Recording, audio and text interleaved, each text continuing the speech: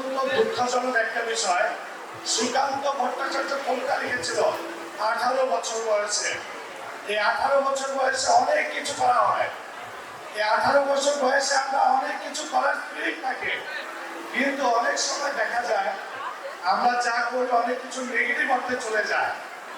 আমরা সৃষ্টির সেরা জীব, তো যখন আমরা এইভাবে পিটিয়ে মানুষ মারি বা কারো গায়ে হাত তুলি, তখন কিন্তু আমরা সৃষ্টির সেরা জীব থাকি না। হিটলার দেখেন এত মানুষকে হত্যা করলো, এই হিটলারকে যদি আমরা বলি আপনি তো অনেক পাওয়ারফুল, অনেক ক্ষমতাবান, হিটলার সাহেব আপনি কি একটা প্রাণ ফিরিয়ে দিতে পারবেন? হিটলার কি পারবে একটা প্রাণ ফিরিয়ে দিতে? তাহলে যেই প্রাণ আমরা ফিরিয়ে দিতে পারবো না, সেই প্রাণ ফিরিয়ে দেওয়ার অধিকারও কিন্তু আমাদের নেই। যার ফলে যারা আছি আমাদের সামনে, এই বয়সটা একটু অ্যাগ্রেসিভ বয়স। আমরা অনেক সময় অনেক উত্তপ্ত হয়ে যাই, খেপা হয়ে যায়, কিন্তু মনে রাখবেন আপনি যদি নিজের মধ্যে বিনয় রাখেন, আপনি যদি নিজের মধ্যে বড় হতে চান, তাহলে আমিত্ব, ক্ষমতা এগুলো বাদ দিয়ে নিজের মধ্যে বিনয় রাখতে হবে। যাদের স্বপ্ন সামনে একটা বিশ্ববিদ্যালয় জয় করে নেয়া, সবাই তো চান্স পায় না, সবাই জয়ী হয় না। আবার আমরা দেখতাম এই মধ্যে কেউ আসতো, কেউ কেউ নিজেদেরকে জয়ী করে নেয়। ওই আমেরিকাতে একজন দাসের ছেলে ছিল, নাম ছিল জর্জ কারবার। জর্জ কারবারের বাবা বলতো আমার ছেলে বিজ্ঞানী হবে, মানুষ এটা নিয়ে হাসাহাসি করতো। মানুষ বলতো দাসের ছেলে দাসই হবে, দাসের ছেলে আবার বিজ্ঞানী হবে কিভাবে? কিন্তু ওই সবার ধারণা ভেঙে দিয়ে ওই দাসের ছেলে জর্জ কারবার জগৎ বিখ্যাত বিজ্ঞানী হয়েছিলেন। তাহলে একজন দাসের ছেলে বিজ্ঞানী হয়েছিল না? হয়েছিল।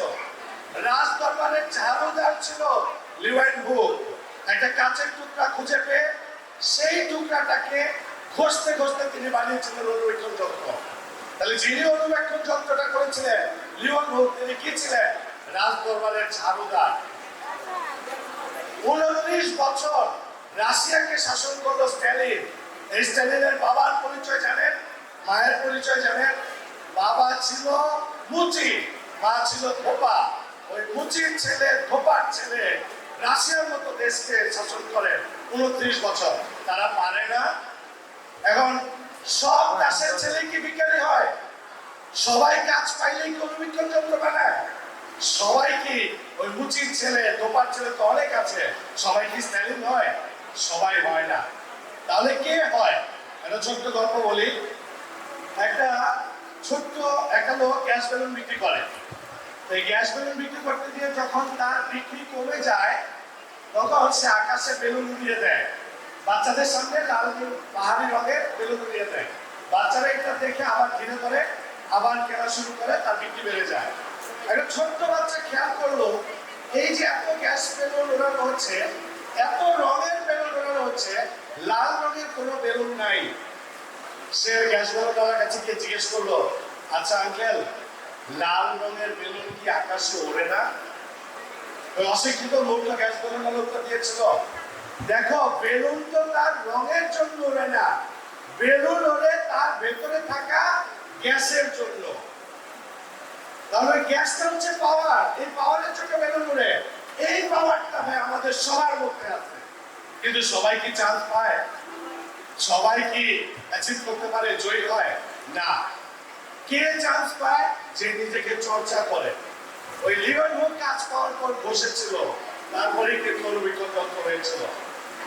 ওই দাসের ছেলে নিজেকে চর্চা করেছিল, তৈরি করেছিল, যার ফলেই কিন্তু সে জর্জ কারবার জগৎ বিখ্যাত বিজ্ঞানী হয়েছিল। তাহলে ক্ষমতা আমাদের সবার মধ্যে আছে। তাহলে ক্ষমতা রাখলে আমরা অ্যাচিভ করতে পারবো, জয়ী হতে পারবো। কখন? ওই ক্ষমতাটাকে যখন আমরা কাজে লাগাবো।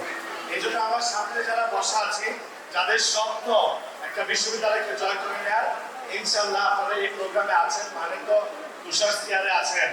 তুষার ভাইয়ের মতো মানুষের, এখন তো অনেকের কথাই শুনলেন, তুষার ভাইয়ের মতো মানুষের আন্ডারে থেকে, নিয়ন্ত্রণে থেকে আপনারা যদি যেভাবে নির্দেশনা দেয় খালি একটু পালন করেন, মানে নিজেকে একটু চর্চা করেন, সবার মধ্যে ক্ষমতা আছে, শুধু নিজেকে একটু চর্চা করতে হবে। চর্চা করেন, ইনশাআল্লাহ আপনারা সফল হবেন।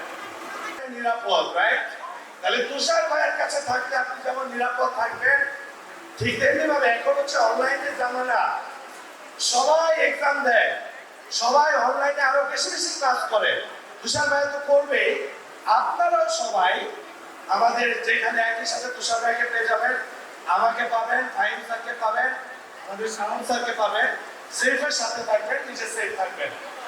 আর আমাদের সেফের ভর্তি কোর্স ফি হচ্ছে ৩,০০০ টাকা, কিন্তু আমি এখান থেকে ঘোষণা দিয়ে যাচ্ছি, যারা তুষার বিজ্ঞানের স্টুডেন্ট থাকবে তারা ভর্তি হইতে গেলে ১,০০০ টাকা কমে ভর্তি ফি থাকবে মাত্র ২,০০০ টাকা। এটা সরকারি কথা, ঠিক আছে? তাহলে আমাদের সেফের সাথে থাকবে, ইনশাআল্লাহ অনলাইন সার্ভিসটা আপনি এখান থেকে আমাদের কাছ থেকে পাবেন। আর ভাই শেষ করি, গরম তো বেশি বিরক্ত করবো না।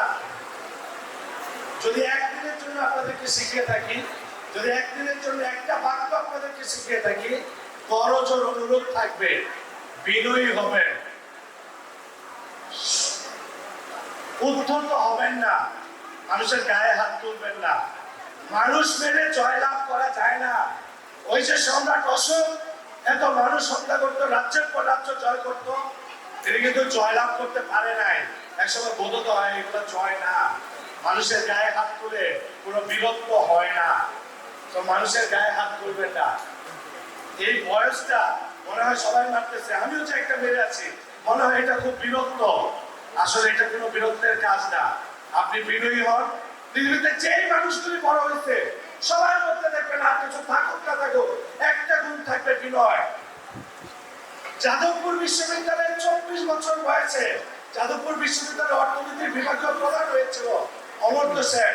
৯৮ সালে যে অর্থনীতিতে নোবেল পুরস্কার পেয়েছিল, এই অমর্ত্য সেন একজন নোবেল জয়ী অর্থনীতিতে। তিনি যখন ঢাকা বিশ্ববিদ্যালয়ে আসলেন, ঢাকা বিশ্ববিদ্যালয়ে এসে তিনি বক্তৃতায় কি বলছেন, যে আমি এখনো অর্থনীতি শিখছি, আমি অর্থনীতির ছাত্র।